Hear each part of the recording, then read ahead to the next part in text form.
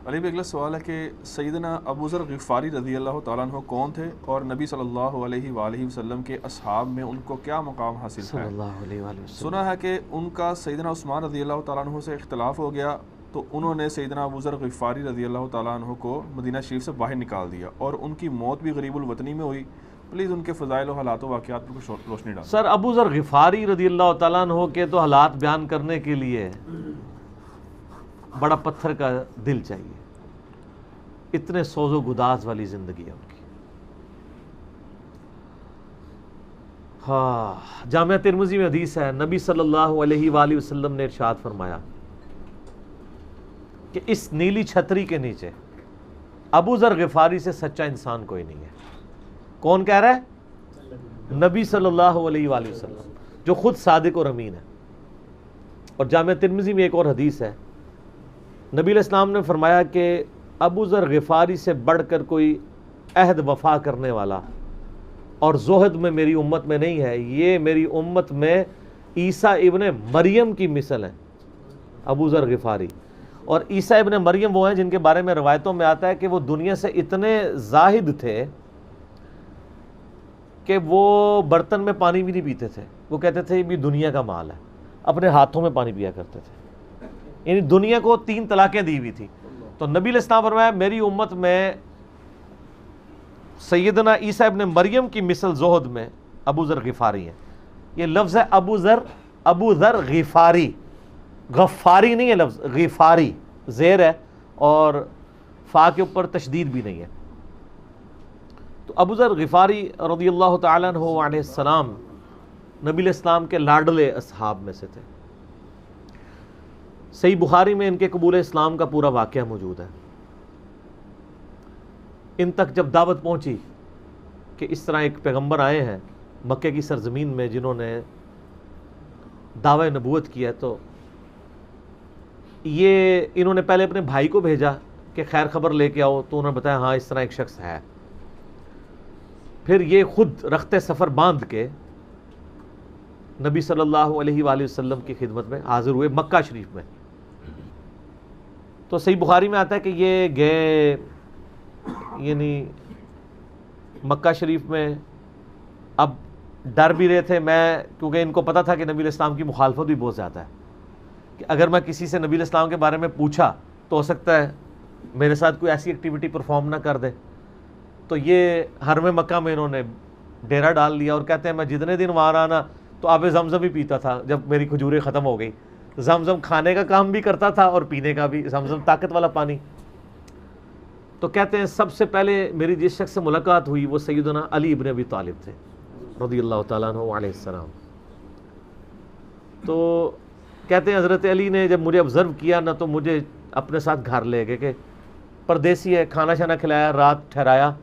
کہتے ہیں نہ انہوں نے مجھ سے پوچھا کہ کس لیے آئے ہو، نہ میں نے ان کو بتایا۔ یہ میں آپ کو اخلاقیات بتا رہا ہوں کہ دعوت کا کام کتنا ٹھنڈے کر کے کرنا پڑتا ہے۔ آپ تو کہتے ہیں پہلے دن ہی کسی کو رفع الیدین شروع کرواتے ہیں، اتنا آسان نہیں ہوتا یہ۔ تو دوسرا دن بھی اسی طرح گزرا، تیسرا دن بھی۔ تو 3 دن کے بعد ابو ذر غفاری نے خود حضرت علی پہ اعتماد کیا، اور ان کو اندازہ ہوا کہ یہ بڑا، تو انہوں نے کہا میں یعنی ایک، اور حضرت علی نے بھی ایکسپوز نہیں کیا کہ میں نبی علیہ السلام کے قریبی لوگوں میں سے ہوں۔ تو ان کا کہ مجھے تم ایک اچھے انسان لگے ہو تو میں اس کام کے لیے آیا ہوں، تو تم مجھے گائیڈ کرو محمد ابن عبداللہ کے بارے میں ان سے ملنا چاہتا ہوں صلی اللہ علیہ وسلم۔ تو سیدنا علی نے کہا کہ واقعی وہ تو اللہ کے پیغمبر ہیں، اور اس طرح۔ تو پھر وہ حضرت ابو ذر غفاری کو نبی علیہ السلام کے پاس لے گئے، نبی علیہ السلام کے پاس تھوڑی دیر بیٹھے، انہوں نے اسلام قبول کر لیا۔ اور سر اسلام کیا قبول کیا، اتنا اعلیٰ درجے کا ایمان۔ نبی علیہ السلام فرمایا تم اپنے قبیلے میں واپس چلے جاؤ، جب مکے میں ہمارا غلبہ ہوگا یا کوئی اللہ تعالیٰ راہ نکالے گا، ابھی تو جو بھی اسلام قبول کرتا ہے اس کی پھینٹی لگتی ہے، تو میں کوئی نہ کوئی تمہیں مطلب بتا دوں گا، ابھی تم اپنا ایمان پوشیدہ رکھو، اپنے علاقے میں چلے جاؤ۔ ان کا یا رسول اللہ ایسے نہیں ہو سکتا۔ وہ جناب آگے مکے خانہ کعبے کے اندر آ کے انہوں نے کہا میں گواہی دیتا ہوں کہ اللہ ایک ہے اور محمد صلی اللہ علیہ وسلم اس کے رسول ہیں۔ تو مشرکین عرب ان پہ ٹوٹ پڑے، خوب مارا، حتیٰ کہ عباس بن عبد المطلب جو اس وقت تک مسلمان نہیں ہوئے تھے، نبی علیہ السلام کے چچا تھے، لیکن چونکہ بنو ہاشم سے تھے، اور بنو ہاشم آپ کو پتہ ہے متولی تھے کعبہ شریف کے، انہوں نے اپنے آپ کو ابو ذر غفاری کے اوپر گرا لیا کہ تاکہ ان کو کوئی مارے نہ. انہوں نے کہا تمہیں پتہ نہیں ہے قبیلہ یعنی غفاری قبیلے سے تعلق رکھتا ہے تو اس کے قبیلے کے لوگ آ کے یہاں پہ لڑائی کریں گے ہم سے, کیونکہ قبائلی سسٹم تھا نا, اس میں یہ نہیں دیکھا جاتا تھا کہ اس کا مذہب کیا ہے, پہلے نمبر پہ دیکھا جاتا ہے یہ ہمارے قبیلے کا ہے, تم نے ہمارے قبیلے کے بندے کو مارا, تمہیں نہیں چھوڑیں گے.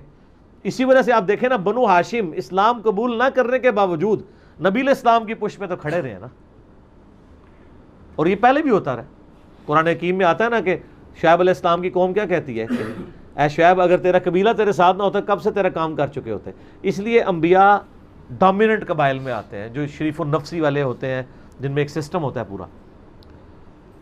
تو اور پھر جو ہے نا وہ اگلے دن پھر ابو ذر غفاری نے اس طرح کلمہ پڑھا, پھر ان کی پٹائی ہوئی, پھر حضرت عباس نے ان کو بچایا اور پھر وہاں سے یعنی وہ چلے گئے. یہ پوری حدیث صحیح بخاری میں ہے, اور بلکہ بخاری میں پورا ایک چیپٹر ہے ابو ذر غفاری کے اسلام لانے کا واقعہ. امام بخاری نے ابو ذر غفاری کا پروٹوکول یہ رکھا ہے کہ اسلام کا پورا چیپٹر بنایا ہے ابو ذر غفاری کے اسلام لانے کا واقعہ. باقی یہ درویش صفت آدمی تھے اور دنیا کو 3 طلاقیں دی ہوئی, اور وہ اس لیے کہ انہوں نے نبی علیہ السلام کو بڑا کلوزلی آبزرو کیا تھا. نبی علیہ السلام کی جتنی احادیث دنیا سے زہد اور دنیا پرستی کی مذمت پہ ہے نا, اکثر احادیث کے راوی ابو ذر غفاری ہیں. چونکہ انہوں نے نبی علیہ السلام کو بڑا کلوزلی آبزرو کیا ہوا تھا, تو اس لیے وہ صحابہ کرام پہ جب دنیا کے خزانے کھول دیے گئے, اور بعض اصحاب اور بعض تابعین میں انہوں نے جب دنیا کی محبت میں غلبہ اور عیاشی کا لیول دیکھا تو ان سے وہ برداشت نہیں ہوتا تھا. انہوں تو نبی علیہ السلام کی صحبت کی ہوئی تھی, وہ کہتے تھے یہ دیکھو یار ہم لوگ تو فاقے کرتے تھے اور ہمارا پیغمبر ہمیں یہاں تک تعلیمات دیتا تھا کہ اے اللہ محمد اور آل محمد کو بس اتنا ہی رزق دینا کہ روح اور جسم کا رشتہ برقرار رہے. یہ حدیث بخاری و مسلم میں ہے, اور بخاری و مسلم میں حدیث ہے حضرت عمر کو نبی علیہ السلام نے ڈانٹتے ہوئے کہا, جب وہ چٹائی کے نشان دیکھے ان کا یا رسول اللہ رو پڑے کہ کیسر و کسرا تو دنیا کے مزے لوٹ رہے ہیں اور آپ اللہ کے نبی ہیں. تو آپ فرمایا کہ تم اس پہ خوش نہیں کہ وہ دنیا کے مزے لوٹیں اور تم آخرت کی سعادت لوٹو, اور لگتا ہے عمر تم پہ دنیا کی حقیقت آج بھی نہیں کھلی. جن لوگوں کے سامنے یہ ساری چیزیں تھیں, جن لوگوں نے نبی علیہ السلام کا وہ پیریڈ دیکھا تھا, پھر ان کو یہ بھی پتا تھا کہ بخاری و مسلم میں نبی علیہ السلام کے جو آخری خطبات میں سے شہدائے احد کے اوپر جو نماز جنازہ آپ نے 8 سال بعد پڑھی, اور وہاں پہ آپ نے جنازے یعنی ادھر قبرستان میں خطبہ دیا عبرت کے لیے, اور اس میں کئی چیزیں تھیں. ایک تو یہ تھی کہ یہ یہاں پہ وہ لوگ دفن ہیں جنہوں نے اسلام کے لیے قربانی دی ہے, اور ان کا پھل تم نے کھانا ہے. وہ دنیا سے اسی طریقے سے گئے ہیں, دفن میں نہیں دیا گیا کئی لوگوں کو. نمبر 2, اسی میدان میں مال غنیمت سمیٹنے کی وجہ سے ایک فتح شکست میں بدل گئی تھی, جبکہ اللہ کے نبی بھی موجود تھے, اللہ نے اس کا بھی لحاظ نہیں کیا, اور وہ فتح شکست میں بدل گئی کہ انہوں نے مال غنیمت لپیٹنے میں نبی علیہ السلام کی حکم عدولی کر دی, تو تاکہ بعد میں یہ معاملہ نہ ہو. تو وہاں آپ کا خطبہ بخاری مسلم دونوں میں ہے. آپ نے فرمایا کہ, اور حضرت عقبہ ابن عامر کہتے ہیں میں نے آخری دفعہ نبی علیہ السلام کو ممبر پہ اسی دن دیکھا تھا. آپ نے فرمایا کہ میں اللہ کی قسم اپنے حوض کوثر کو اس وقت دیکھ رہا ہوں, اللہ نے دکھا دیا. اور آپ نے فرمایا کہ مجھے یہ خطرہ نہیں ہے کہ تم میرے بعد شرک کرنے لگو, لیکن مجھے ڈر ہے کہ تم دنیا کے مال میں پھنس جاؤ گے اور پھر تم ایک دوسرے کو قتل کرو گے جس طرح اگلی قوموں نے کیا, اور تم بھی تباہ و برباد کر دیے جاؤ گے جس طرح اگلے. اس سے زیادہ کیسے آپ ڈر سناتے؟ اب یہ ساری چیزیں موجود تھیں.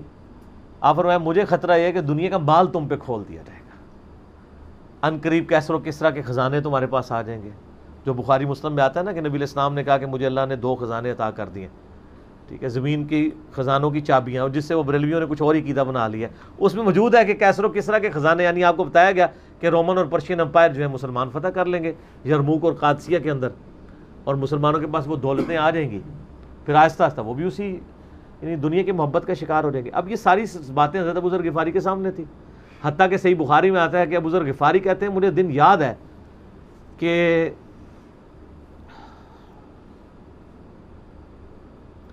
نبی علیہ السلام نے فرمایا کہ ابو ذر وہ احد پہاڑ دیکھ رہے ہو؟ تو کہتے ہیں میں نے احد پہاڑ کی طرف دیکھا اور میں یہ سوچ رہا تھا کہ ابھی مجھے آپ کسی کام کے سلسلے میں وہاں بھیجیں گے. دن کا وقت تھا, تو میں اپنے ذہن میں یہ اندازہ لگانا شروع کر دیا کہ کوئی کام بتائیں گے تو میں یہ پہنچ کے واپس کتنی دیر میں آؤں گا. لیکن آپ نے یہ بات نہیں کرنی تھی. آپ نے فرمایا کہ اگر یہ سارا پہاڑ جو کئی کلومیٹرز پہ پھیلا ہوا ہے, آج بھی احد پہاڑ موجود ہے مدینہ شریف میں, مسجد نبوی سے بھی نظر آتا ہے، اور جو شہدائے احد کا قبرستان ہے اس کی بالکل بیک سائڈ پہ کئی کلومیٹرز پہ پھیلا ہوا. اگر یہ سارا سونے کا ہو تو آپ علیہ السلام فرمایا کہ میں سب کا سب اللہ کی راہ میں فوراً شام سے پہلے خیرات کر دوں. اپنے پاس میں 2 یا 3 دینار ہی رکھوں صرف، یعنی جو ٹوٹل زندگی گزارنے کے لیے سب خیرات کر دوں. اب مجھے بتائیں، جن لوگوں نے، یہ ابو ذر غفاری راوی، جن لوگوں نے یہ حدیثیں حضور سے سنی ہوئی تھی، جب وہ یہ دیکھتے تھے کہ رومن اور پرشین امپائر کے گرنے کے بعد جب مسلمانوں کے پاس خزانے آئے ہیں اور حضرت عثمان کے دور میں لوگوں کے لاکھوں روپے آج کے وظیفے لگ گئے ہیں گھر بیٹھے، وہ بھی انہی عیاشیوں میں پڑ گئے ہیں، تو ان کو یہ چیزیں ہضم نہیں ہوتی تھی. تو یہ شام ہجرت کر گئے تھے. نبی علیہ السلام نے پہلے ہی کہا تھا، المستدرک الحاکم میں تو ڈیٹیل موجود ہے. یہاں پہ میں آپ کو ضمن بتا دوں، اکثر لوگ صحابہ کرام کے حالات و واقعات کے بارے میں پوچھتے ہیں، مطلب پوری زندگیاں لگ جائیں تو وہ واقعات بیان کرتا رہے انسان، ختم نہیں ہوتے. اس میں 3 بڑی کتابیں ہیں جو یعنی اہل سنت کے ائمہ نے لکھی ہیں. اس میں جو ٹاپ آف دا لسٹ کتاب ہے وہ ہے اسد الغابہ. امام ابن اثیر المتوفی 630 ہجری نے 8000 صحابہ کے حالات و واقعات جمع کیے ہیں اس کے اندر. یہ اردو میں ترجمہ ہو چکا ہے شرح کے ساتھ. اس کی شرح لکھی ہے الاصابہ امام ابن حجر اسقلانی نے، المتوفی 852 ہجری. 8000 صحابہ کے حالات و واقعات، یہ سب سے بڑا ذخیرہ ہے ہمارے پاس. اسد الغابہ کی شرح الاصابہ، اور ایک اور کتاب ہے امام ابن عبد البر المتوفی 463 ہجری، الاستیاب ان کی کتاب ہے. اب وہ ابھی اردو میں ٹرانسلیٹ نہیں ہوئی ہے. اور اس کے علاوہ فضائل صحابہ جو چیپٹر ہیں بخاری میں، مسلم میں، وہ آپ کو چند ایک واقعات ملیں گے ڈیٹیلڈ. آپ کو المستدرک للحاکم میں جو 4تھی اور 5ویں جلد ہے نا، جو اردو ترجمے والی بریلویوں نے چھاپی ہے، وہ تو ساری ہے ہی صحابہ کرام کے بارے میں، اور ڈیٹیلڈ حالات ہیں. ابو ذر غفاری کے بارے میں بھی آپ کو آلموسٹ جتنی میں حدیثیں بیان کر رہا ہوں آپ کو مل جائیں گی. اس میں یہ حدیث نبی علیہ السلام نے، یعنی یہ حدیث ہے المستدرک للحاکم میں صحیح سند سے، کہ فرمایا آپ علیہ السلام نے کہ ابو ذر تیرا کیا حال ہوگا جب تو بھوسا لوگوں میں رہ جائے گا. اور آپ نے یوں انگلیاں ڈالی. اور ابو ذر غفاری کا انتقال 32 ہجری میں ہوا ہے حضرت عثمان کے دور میں. یہ بات عبداللہ بن عمر بن عاص کے بارے میں نہیں کہی تھی؟ وہ بھی ہے، وہ تو صحیح بخاری میں ہے. عبداللہ بن عمر بن عاص کو نبی علیہ السلام نے فرمایا تھا کہ تو بھوسا لوگوں میں رہ جائے گا. سیم الفاظ حضرت ابو ذر غفاری کے بارے میں حاکم میں ہے. آپ مستدرک الحاکم کا چیپٹر کھول لیں. وہ تو یزید کے دور تک گئے تھے نا، یہ حضرت عثمان غنی کے دور میں فوت ہوئے ہیں. یعنی حضرت عثمان غنی برے نہیں تھے نعوذ باللہ، یعنی ان کے دور میں عیاشی کا لیول لوگوں کا یہ ہو گیا تھا. تو یہ یعنی اس میں پھر حدیث میں الفاظ ہیں نبی علیہ السلام سے، پھر انہوں نے کہا یا رسول اللہ میں کیا کروں، تلوار اٹھا لوں؟ آپ فرمایا صبر کرنا اور اپنی زبان سے تم حق بات کی تلقین کرتے رہنا. ٹھیک ہے، پھر آپ کو حاکم میں ملے گا. نبی علیہ السلام فرمایا کہ ان قریب تمہیں مدینے سے نکال دیا جائے گا، شام چلے جاؤ گے وہاں سے بھی نکال دیا جائے گا. اور سر ایک بڑی دردناک حدیث ہے ابو ذر غفاری کے بارے میں، وہ حاکم میں ہی ہے، المستدرک الحاکم میں.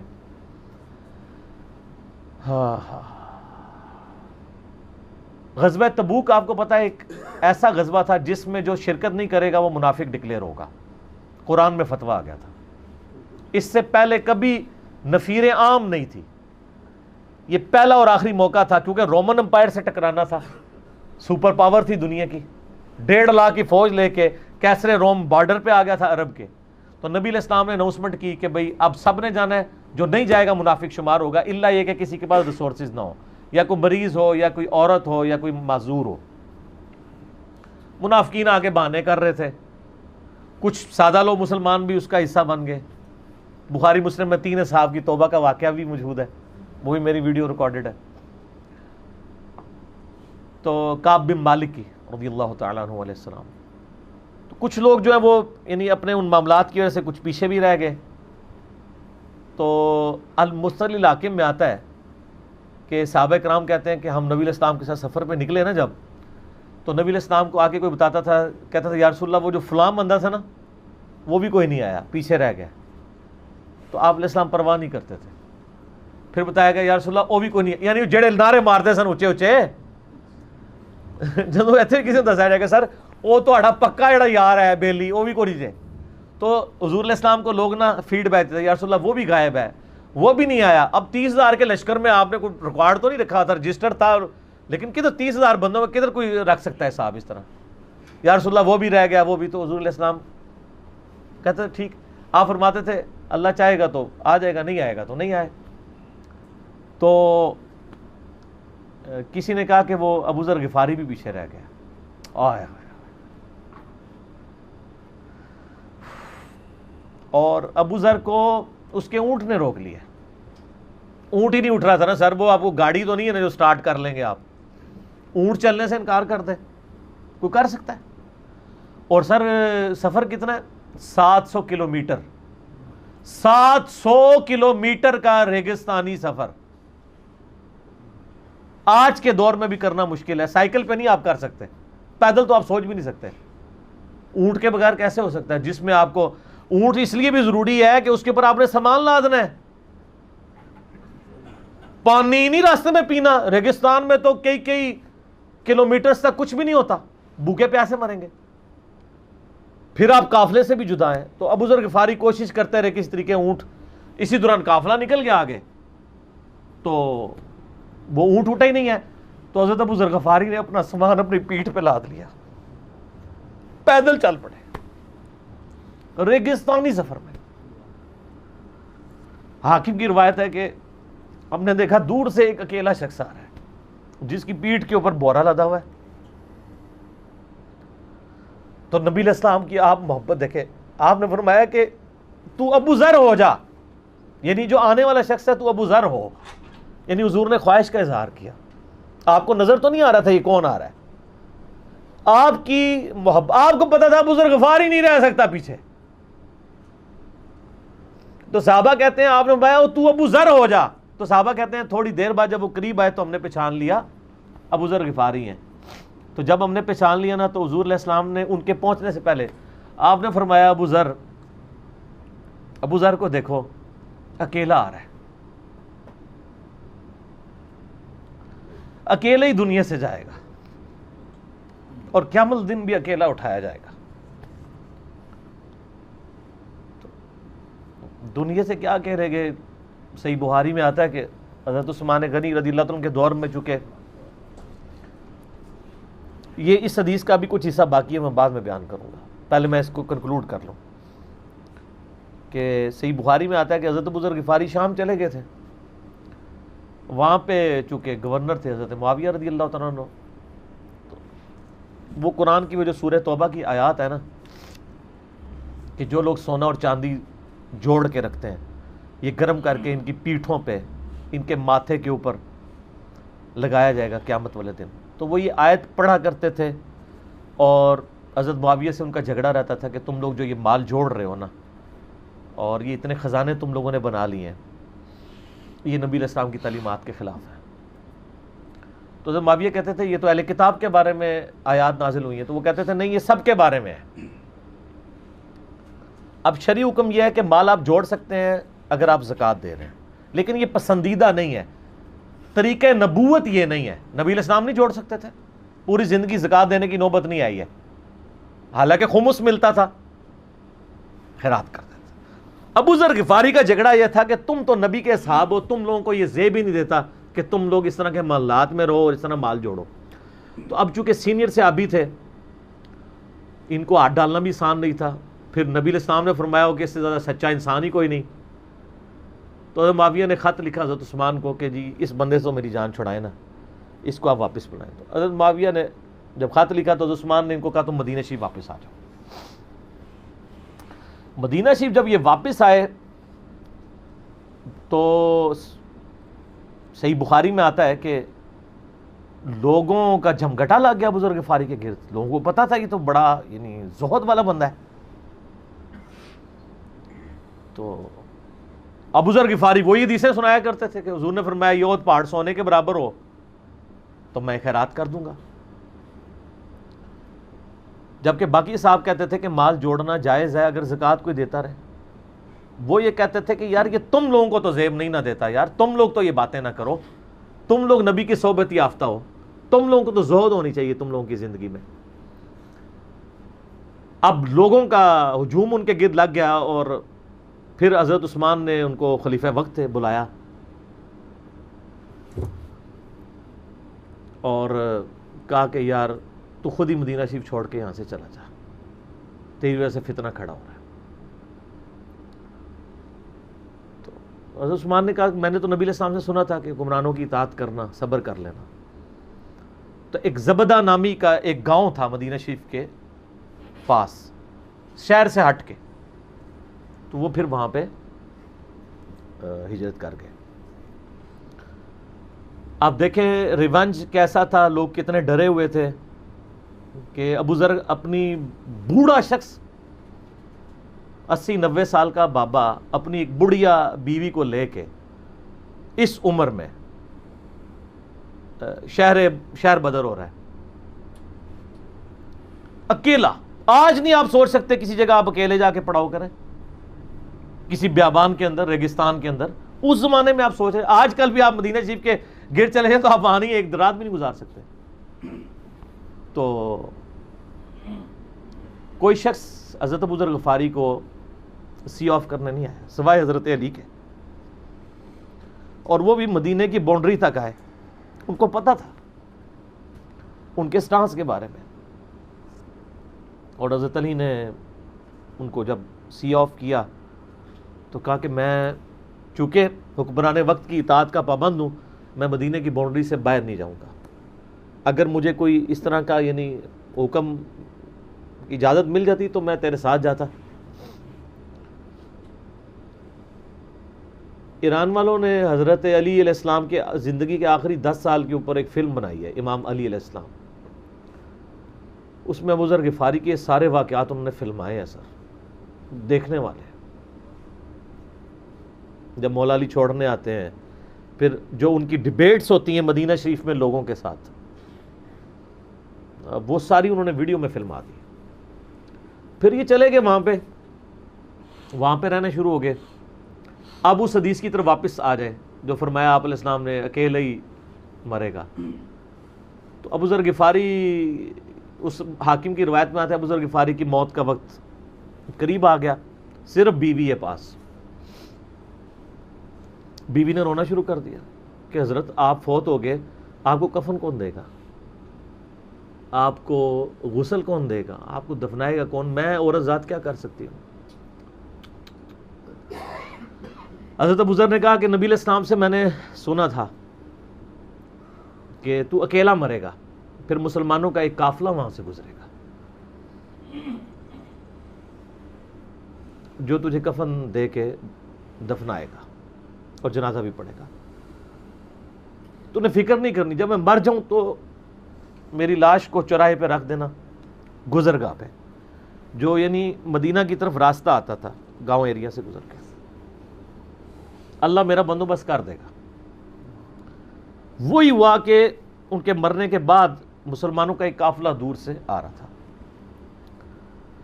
تو اسی مستقل حاکم کی حدیث میں آتا ہے کہ سر قافلہ بھی سنے پھر کون ہے، عبداللہ ابن مسعود رضی اللہ عنہ۔ ابو ذر غفاری بھی زہد کے امام، ابن مسعود بھی زہد کے امام، ابو درداء بھی زہد کے امام۔